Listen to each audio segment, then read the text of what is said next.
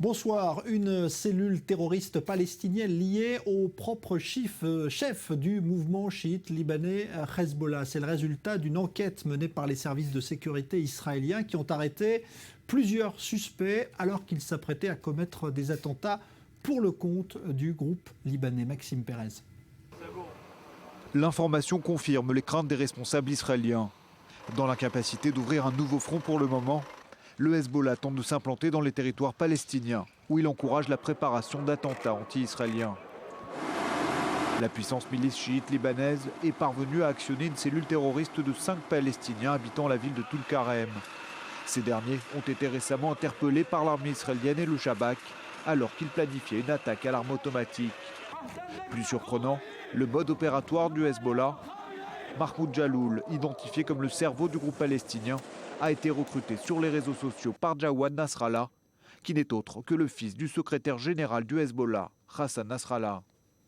Pour communiquer et recevoir des instructions, le chef du groupe a créé une nouvelle boîte de messagerie. Mahmoud Jaloul a également reçu la somme de $5000 transférée par virement bancaire. L'enquête a permis de comprendre que cette cellule dormante planifiait d'autres attaques plus sophistiquées, en plus de devoir observer les mouvements de l'armée israélienne dans la région de Tulkarem. Les apprentis terroristes avaient reçu des instructions sur le maniement et la fabrication d'explosifs. Le mois dernier, c'est dans cette même ville de Tulkarem que l'armée israélienne avait opéré un coup de filet dans les rangs du Hamas. Une vingtaine de ses membres avaient été arrêtés. Ils prévoyaient notamment des attentats suicides. Alors avec nous Jacques Neria, bonsoir, notre expert militaire pour le Moyen-Orient. D'abord, on est un peu surpris d'imaginer qu'il y ait des liens entre le Hezbollah, mouvement chiite libanais, et les groupes palestiniens qui ne sont pas... Il faut commencer par le commencement avec Hezbollah. Hezbollah est une organisation qui est devenue, je dirais, une organisation mère qui a formé d'autres organisations régionales, Hezbollah Irak, Hezbollah Yémen, Hezbollah Syrie, Hezbollah Jordanie et Hezbollah Palestine. Les relations entre Hezbollah et Palestine étaient généralement avec la bande de Gaza, donc avec Hamas plutôt qu'avec les éléments de Cisjordanie. Et là, c'est une nouveauté. Donc, ce qui prouve que finalement, en suivant l'histoire, on voit bien que l'initiative n'avait pas été prise par Hezbollah, mais plutôt par des Palestiniens de la région de Tulkarem. Donc, je dirais, à la base, nous avons cette organisation régionale où Hezbollah essaie par un effort supranational ou ethnique ou religieux, de former, je dirais, une organisation qui essaie de contrer Israël là où c'est possible. Et là, ce qu'il y a d'intéressant, c'est que cette organisation sur Hezbollah-Palestine a été confiée au deuxième fils de Nasrallah. Le premier, Mohamed Hadi, était tué dans les combats avec Israël et son corps a été rendu en 2008 à Hezbollah.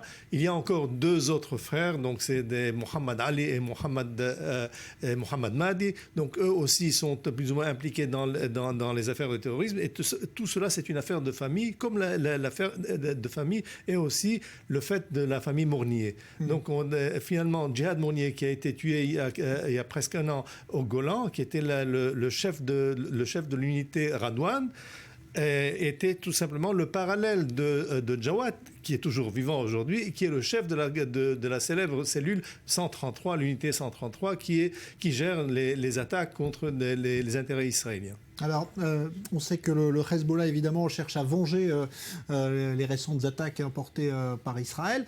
Est-ce qu'on peut imaginer que ces attentats étaient en représailles des récentes attaques qui ont éliminé des chefs du Hezbollah ? Écoutez, s'il pouvait, il l'aurait fait depuis longtemps.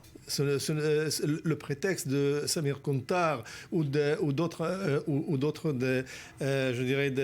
attentats ou d'autres problèmes escarmouches avec l'armée israélienne ne sont, je dirais, que ne sont que des prétextes. Hezbollah a une difficulté aujourd'hui à manœuvrer en Europe parce que et dans d'autres pays qui sont aujourd'hui sous la loupe de tous les services. Les services sont beaucoup plus, coordonnés. Les Israéliens avec les Européens, les Américains et les Russes, ce qui fait que la tâche de Hezbollah est difficile, surtout dans une période où l'Iran est un modérateur, n'a pas d'intérêt aujourd'hui à susciter de problèmes avec les États-Unis et avec le monde occidental. Est-ce qu'il faut s'inquiéter de voir le Hezbollah tenter justement de venir s'implanter en Cisjordanie? Est-ce que c'est une tendance à votre avis? Notre problème en Cisjordanie n'est pas Hezbollah, c'est une cellule de 5-6 individus. Notre problème en Cisjordanie, c'est Hamas. Si jamais on laissait aujourd'hui des élections libres en Cisjordanie, il n'y a aucun doute que Hamas aurait gagné ces élections-là et l'autorité palestinienne aurait depuis longtemps été effacée. Donc le vrai problème d'Israël, c'est Hamas et non pas le Hezbollah aujourd'hui. Merci Jacques Neria, donc expert pour les questions de sécurité au Moyen-Orient. Et